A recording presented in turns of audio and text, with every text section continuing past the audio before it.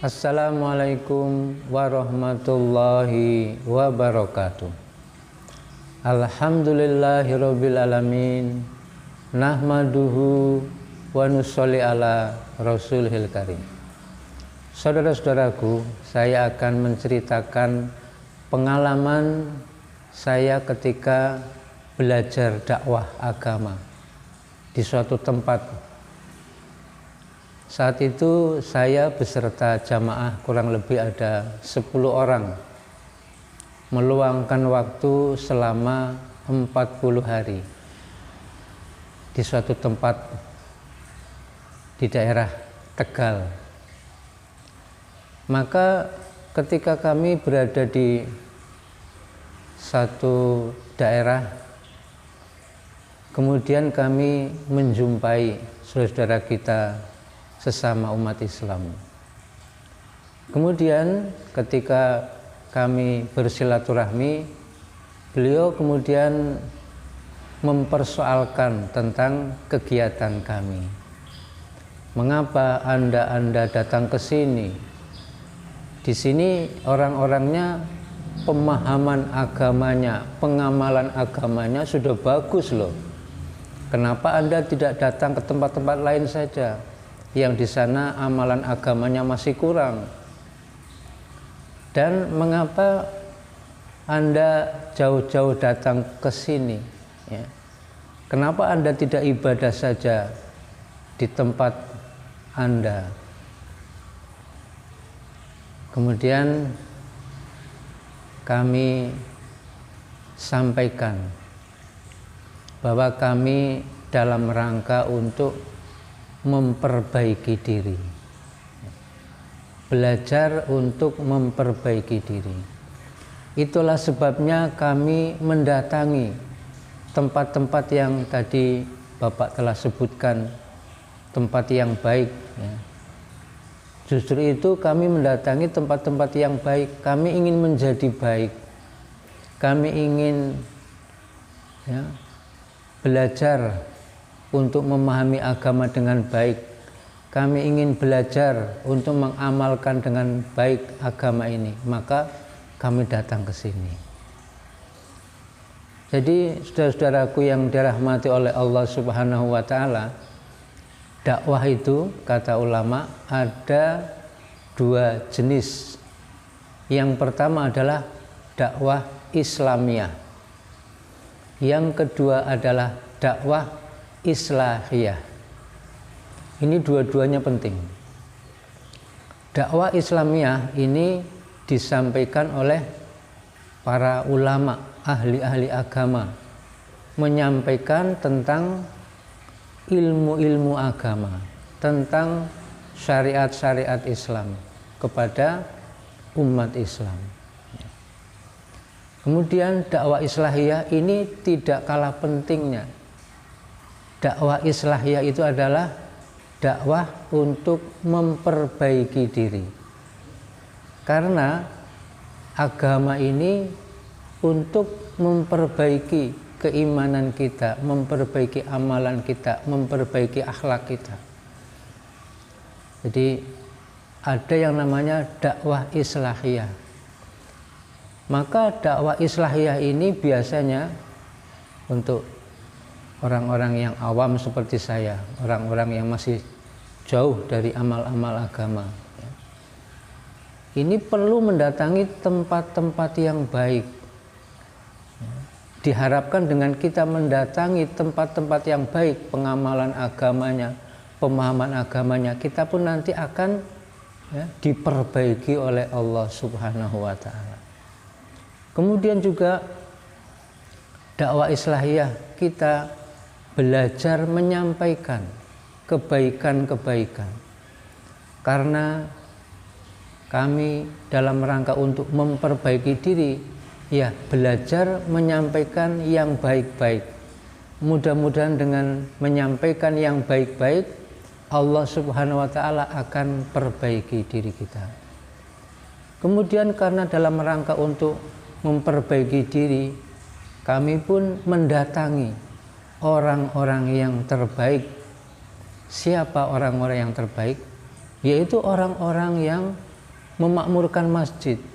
Orang-orang yang senantiasa dari rumah ke masjid minimal 5 kali sehari semalam, itu orang-orang yang paling baik. Karena orang-orang yang taat kepada Allah SWT, dipanggil segera menghadap. Maka kami berjumpa, bersilaturahmi dengan orang-orang seperti itu. Mudah-mudahan dengan kami berjumpa, kemudian meminta nasihat-nasihat dari orang-orang yang terbaik itu, Allah SWT akan perbaiki diri kami. Kemudian juga dakwah islahiyah, yaitu mengajak. Maka kami pun belajar untuk mengajak kepada kebaikan. Kami berkeliling dari rumah ke rumah, mengajak kebaikan, mengajak untuk memakmurkan masjid, mengajak untuk kita menegakkan sholat berjamaah, mengajak untuk kita taklim dan sebagainya, mengajak kebaikan, intinya mengajak taat kepada Allah SWT. Maka mudah-mudahan dengan kami saling ajak mengajak untuk kebaikan, Allah SWT akan memperbaiki diri kami. Jadi itu sehingga hendaknya jangan salah paham, loh kamu itu siapa, kamu itu bukan kiai, bukan ulama, bukan ustadz, santri juga bukan, dan maaf kalian itu latar belakangnya seperti ini, kok kamu mau dakwah itu apa, modalnya apa? Memang kami tidak punya modal apa-apa, memang betul, justru itu kami ingin belajar, karena memperbaiki agama itu, memperbaiki diri itu wajib, wajib bagi setiap kita, wajib, tidak terkecuali, siapapun wajib untuk memperbaiki dirinya masing-masing. Dengan cara tadi, mendatangi tempat-tempat yang baik, kemudian bertemu dengan orang-orang yang baik, kemudian duduk dalam majelis-majelis ilmu, kemudian belajar menyampaikan yang baik-baik, kemudian juga belajar mengajak kepada kebaikan, mengajak memakmurkan masjid, mengajak untuk menegakkan sholat berjamaah, sehingga dengan seperti itu insya Allah akan diperbaiki. Sebagaimana orang yang sakit jasmani, dia datang ke rumah sakit, dia datang ke sana untuk apa? Bagaimana penyakitnya bisa sembuh? Opnam, kadang 3 hari, kadang lebih, dengan minum obat-obatan, dengan disuntik, dengan diinfus dan sebagainya. Apa yang harus dipantang makanannya, apa yang harus diperbanyak makanannya. Maka dengan beberapa hari di opnam di rumah sakit, insya Allah Allah Subhanahu wa Ta'ala akan memperbaiki kesehatannya, akan disembuhkan penyakitnya. Kita tidak hanya memiliki jasmani, kita memiliki rohani. Kalau jasmani itu sakit, maka rohani pun bisa sakit. Kalau jasmani ketika sakit itu perlu berobat, rohani ketika sakit pun perlu berobat. Kalau jasmani ketika sakitnya parah itu mesti diopnam, maka rohani pun kalau sakitnya parah mesti diopnam juga, sama. Hanya bedanya kalau jasmani itu ketika sakit diopnam di rumah sakit Islam, tetapi ketika rohani kita sakit dirawatnya di rumah sakit iman, karena imannya yang mengalami gangguan. Apa itu rumah sakit iman? Ya masjid, masjid-masjid, musola-musola, rumah-rumahnya Allah SWT. Itulah tempat untuk merawat orang-orang yang memiliki kelemahan penyakit-penyakit iman. Karena kalau penyakit jasmani itu ujung-ujungnya kematian. Sakit apapun, bermacam-macam komplikasi, ujung-ujungnya kematian. Dan kalau sudah mati, maka segala keluhan-keluhan penyakitnya hilang semuanya, tidak dirasakan lagi. Beda dengan penyakit iman. Mungkin orangnya sehat, kuat, dia punya kedudukan, dia miliki segala macam di dunia ini, tapi dia punya penyakit iman, kelihatannya tidak ada keluhan, tapi ketika meninggal dunia membawa iman yang cacat, ya, membawa iman yang rusak atau bahkan tidak memiliki iman, maka justru disitulah mulai suatu penderitaan yang luar biasa, yang dahsyat sekali. Jadi penting sekali, tidak hanya memikirkan jasmaninya saja, rohaninya juga harus difikirkan. Nah itulah, jadi namanya dakwah islahiyah. Kelihatannya dakwah, menyampaikan agama, mengajak kepada agama, kelihatannya, tetapi terutama khususnya adalah untuk memperbaiki diri. Ya, baru nanti dengan kita memperbaiki diri, insya Allah akan diberikan kefahaman. Ketika kita nanti, ya, diberi ilmu-ilmu agama oleh para alim ulama, ya, kita akan mudah mengamalkannya. Ketika kita disampaikan tentang perkara-perkara agama, insya Allah mudah-mudahan kita akan diberikan kefahaman, ya, sehingga nanti bisa mengambil mana yang baik, ya, mana yang benar, mana yang menyelamatkan, insya Allah.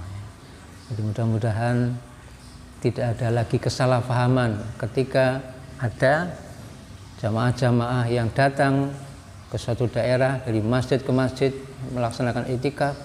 Memang kita orang-orang yang awam, justru itu kita ingin paham tentang agama, maka ya kita tadi, ya, karena dalam rangka memperbaiki diri, datang ke tempat yang baik, berjumpa dengan orang-orang yang baik, belajar menyampaikan kebaikan, belajar mengajak kepada kebaikan, sehingga mudah-mudahan dengan upaya, dengan usaha itu Allah akan perbaiki.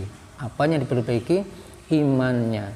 Apanya diperbaiki? Amalannya. Karena hanya ini saja, dua ini saja yang akan dibawa mati. Semuanya akan ditinggal, ya, insya Allah. Itu saja yang dapat saya sampaikan, pengalaman ketika belajar dakwah agama selama 40 hari di suatu tempat. Mudah-mudahan tidak lagi terjadi kesalahpahaman, insya Allah. Wassalamualaikum warahmatullahi wabarakatuh.